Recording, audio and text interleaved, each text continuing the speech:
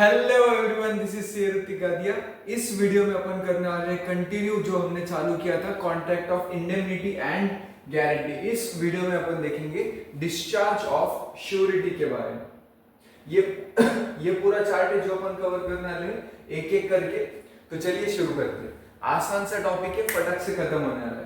पहली चीज जो हमको सीखनी है कि यार डिस्चार्ज का मतलब क्या, श्योरिटी क्या है, हमने पिछले वीडियो में देख लिया था। डिस्चार्ज का मतलब क्या कि श्योरिटी की लायबिलिटी खत्म हो जाएगी। अब उसको कुछ टेंशन लेने की गरज नहीं कि प्रिंसिपल डेटर ने अगर पैसा नहीं दिया तो मेरे को देना पड़ेगा। एक बार रिवाइज करो तो आपको तीन पार्टीज होता है, एक होता है क्रेडिटर, एक होता है प्रिंसिपल डेटर और एक होता है श्योरिटी। पहले क्या होगा, ये इसको पैसा देगा, अगर इसने पैसा नहीं चुकाया तो मुझे पैसा चुकाना पड़ेगा। अपन श्योरिटी है अभी पूरे चैप्टर में, ये पूरा वीडियो में अपन श्योरिटी है। अड़चन क्या हो रही, इसने इसको पैसा दिया, ये इसको लौटाने वाला है। अगर इसने नहीं लौटाया तो मैं लौटाऊंगा क्योंकि मैंने गारंटी दिया है। तो अभी अपन क्या देखेंगे कि ये जो गारंटी है ये खत्म हो जाएगी कब, मतलब मेरे को पैसा देने की जरूरत ही नहीं है, ऐसे कब होगा। तो पहली चीज revocation of contract of guarantee. ये गारंटी कब खत्म होगा, मेरी लायबिलिटी कब डिस्चार्ज होगी, जब कॉन्ट्रैक्ट ही खत्म हो जाएगा। मेरी लायबिलिटी कब डिस्चार्ज हो जाएगी, मैं कब टेंशन लेना छोड़ दूंगा, जब कॉन्ट्रैक्ट रिवोक मतलब खत्म हो जाएगा। कॉन्ट्रैक्ट कब खत्म होगा, तो पहली बात कि अगर कंटिन्यूइंग गारंटी है, कंटिन्यूइंग गारंटी हमने देखा था, कंटिन्यू मतलब सीरीज ऑफ ट्रांजैक्शन के लिए अगर कोई गारंटी है तो उसको खत्म कैसे करेंगे अपन, बस एक नोटिस देंगे। नोटिस कौन देगा, श्योरिटी देगा। किसको देगा, क्रेडिटर को। तो सेक्शन 130 आसान सा है। ये क्या बोल रहा है कि एक बार अगर कंटिन्यूइंग गारंटी में श्योरिटी आपने एंटर कर लिया तो आपको बस क्रेडिटर को एक नोटिस देनी है। उसके बाद क्या होगा, जितने ट्रांजैक्शन आज तक हो चुके उसका तो कुछ नहीं, उसके लिए आप लायबल हो। इसके आगे वाले ट्रांजैक्शन के लिए आप लायबल नहीं होंगे। समझो ये टाइम पे क्या हुआ, मैंने यहाँ पे गारंटी दी, इसके बाद जो भी ट्रांजैक्शन होंगे मैं लायबल होऊंगा। यहाँ पे अगर मैंने नोटिस दे दी तो इसके आगे जो भी ट्रांजैक्शन होने वाले उसके लिए मैं लायबल बिल्कुल भी नहीं रहूंगा। ये हुआ कंटिन्यूइंग गारंटी के लिए। लेकिन अगर स्पेसिफिक गारंटी है, मतलब एक ही चीज के लिए, अगर एक ट्रांजैक्शन के लिए अगर गारंटी है तो मैं रिवोक कब कर सकता हूं, मैं कब तक रिवोक कर सकता हूं, जब तक जो प्रिंसिपल डेटर की लायबिलिटी है वो अक्रू नहीं हुई है। जब तक प्रिंसिपल डेटर की लायबिलिटी अक्रू नहीं हुई तब तक मैं इसको बोल सकता ए बाबा रुक, मेरे को रिवोक करने का, मेरे को कॉन्ट्रैक्ट खत्म करने का है। तो यहां पर कॉन्ट्रैक्ट खत्म कैसे करेंगे, एक बार नोटिस देनी पड़ेगी बस क्रेडिटर को।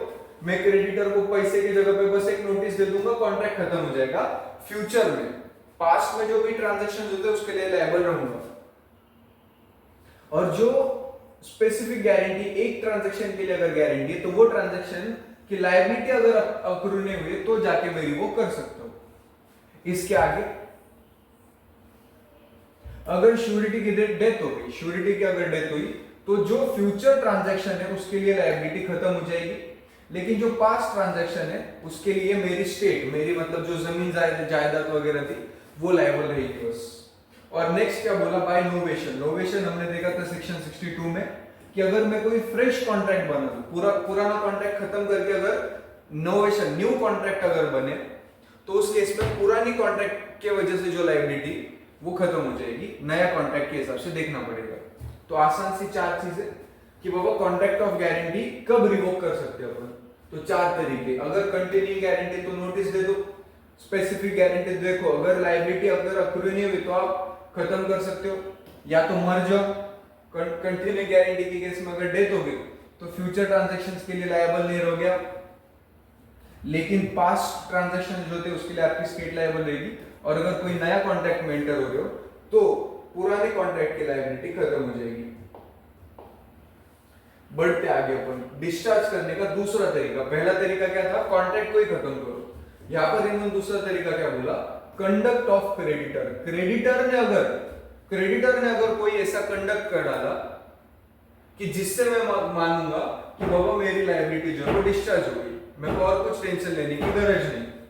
तो ये कब होगा, सबसे पहली बात वेरिएंस इन टर्म्स।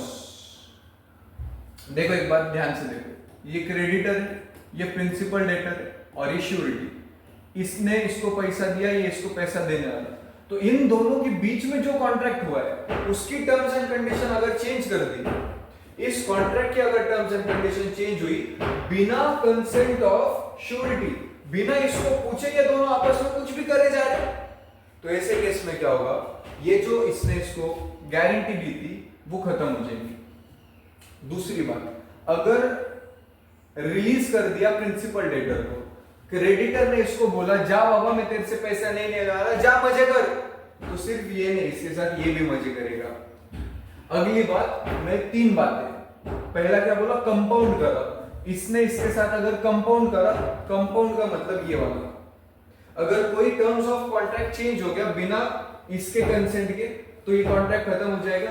अगर गिव्स टाइम, ये एक मजेदार बात है, यहाँ पे हम क्या देखेंगे, बैकग्राउंड में अगर आवाज आ रहा है तो प्लीज माफ करना, काम चल रहा है घर का थोड़ा सा। तो यहाँ पर क्या बोला, गिव्स टाइम, क्रेडिटर ने अगर प्रिंसिपल डेटर को टाइम दे दिया, मतलब समझो 2 महीने पहले लोन लिया था और आज लोन चुकाने का टाइम आया, अगर जो लोन चुकाने का टाइम आया और आज के डेट पे क्रेडिटर बोल रहा है प्रिंसिपल डेटर को, एक चल तेरे को माफ किया, 1 महीना और ले, 1 महीने बाद दे दे पैसे, चल मजे कर, तो ऐसे टाइम पे मजे सच्ची में इसके होंगे, क्योंकि इसका जो लायबिलिटी वो डिस्चार्ज होगा, श्योरिटी अपना डिस्चार्ज हो जाएगा। अगर क्रेडिटर ने प्रिंसिपल डेटर को टाइम दे दिया और टाइम एक्सटेंड करके दे दिया, तो श्योरिटी अपना डिस्चार्ज हो जाएगा। और अगर क्या बोला, प्रॉमिस नॉट टू सू, इसने अगर इसको प्रॉमिस करा कि वो मैं तेरे पे सू नहीं कर रहा, जा मजे कर, क्रेडिटर ने बोला प्रिंसिपल डेटर को मैं तेरे पे सू नहीं करूंगा, तो फिर ये बोला मेरे पे भी मत करना, फिर ये भी डिस्चार्ज हो जाएगा। और लास्ट क्या, क्रेडिटर्स एक्ट, क्रेडिटर ने कुछ एक्ट करा, जैसे कि जो एक्ट इनकंसिस्टेंट था श्योरिटी का राइट, इसके भी कुछ राइट्स रहते जो अपन अगले वीडियो में देखने वाले, श्योरिटी के क्या क्या राइट्स रहते, तो राइट के अगेंस्ट जाकर अगर क्रेडिटर ने कुछ एक्ट किया तो ये डिस्चार्ज हो जाएगा। और अगर कुछ क्रेडिटर की ड्यूटी थी श्योरिटी के तरफ, क्रेडिटर की कुछ ड्यूटी थी अगर श्योरिटी के तरफ, वो अगर उसने नहीं फुलफिल करी, तो फिर अपना श्योरिटी जो है वो डिस्चार्ज हो जाएगा। आसान था ये भी अपना टॉपिक। यहाँ पर हमने क्या देखा, discharge of surety by conduct of creditor, creditor ने कुछ करा, क्या कर सकता है वो, टर्म्स ऑफ कॉन्ट्रैक्ट चेंज करेगा बिना मेरे कंसेंट के, प्रिंसिपल डेटर को बोला जा माफ कर, पैसा दे मत, तो इसको अगर माफ किया तो ये भी माफ हो जाएगा। अगर कंपाउंड किया मतलब फिर से वही बात, variance in terms of contract, अगर टाइम दिया थोड़े दिन बाद पैसे दे, तो ये कभी नहीं देने वाला, इसका खत्म हो जाएगा। अगर इसने इसको प्रॉमिस किया कि पैसा दे मत, मैं सीधा इससे मांगूंगा, तो ऐसे नहीं चलेगा, पहले इसको मांगना पड़ेगा, प्रॉमिस नॉट टू सू नहीं हो सकता। और अगर इसने कोई इनकंसिस्टेंट एक्ट करा या ओमिट करा कुछ एक्ट जो करना था, तो भी श्योरिटी जो अपना डिस्चार्ज हो जाएगा। लास्ट स्लाइड इस वीडियो की, और वो तो सबसे आसान है। यहां पर क्या बोला, अगर कॉन्ट्रैक्ट ऑफ गारंटी इनवैलिड हो गया, कॉन्ट्रैक्ट ऑफ गारंटी इनवैलिड हो गया, देखो क्रेडिटर है, प्रिंसिपल डेटर है और श्योरिटी, इन दोनों के बीच में एक कॉन्ट्रैक्ट हुआ है जिसके तहत ये इसको पैसे देगा, नहीं दिया तो ये देगा, इसको बोलते हैं कॉन्ट्रैक्ट ऑफ गारंटी। ये जो कॉन्ट्रैक्ट है श्योरिटी और क्रेडिटर के बीच में, ये कॉन्ट्रैक्ट ही अगर इनवैलिड है तो फिर टेंशन ही नहीं। इनवैलिड कब होगा, लेकिन अगर कोई मिसरिप्रेजेंटेशन हुआ, क्रेडिटर ने अगर कोई मिसरिप्रेजेंटेशन किया, उसके बाद कंसीलमेंट, अगर कोई फैक्ट छुपाया, क्रेडिटर ने अगर कोई फैक्ट छुपाया श्योरिटी से, या अगर को श्योरिटी एग्जिस्ट करता है, तो जब तक वो को श्योरिटी ज्वाइन नहीं कर लेता तब तक मेरे श्योरिटी की लायबिलिटी नहीं। मतलब समझो ये क्रेडिटर है, ये क्या बोला कि बाबा तू मेरे को गारंटी दे, ये श्योरिटी बोला एक काम कर तू दूसरे को भी एक श्योरिटी ले ले, हम दोनों साथ में तेरे को गारंटी देते, मैं अकेला नहीं दूंगा, तो ये दोनों बन गए को श्योरिटी। तो जब तक ये हाँ नहीं बोलता तब तक ये भी हाँ नहीं बोलेगा, तो जब तक इसने हाँ नहीं बोला तब तक ये जो कॉन्ट्रैक्ट ऑफ गारंटी है ये इनवैलिड रहेगा, जब तक ये हाँ नहीं, जिस दिन ये हाँ बोलेगा फिर दोनों को मिलके पैसा देना पड़ेगा दोस्तों। तो इतना ही था ये वीडियो में, इस स्लाइड का आप स्क्रीनशॉट ले लो, बहुत ज्यादा इंपॉर्टेंट टॉपिक है डिस्चार्ज ऑफ श्योरिटी।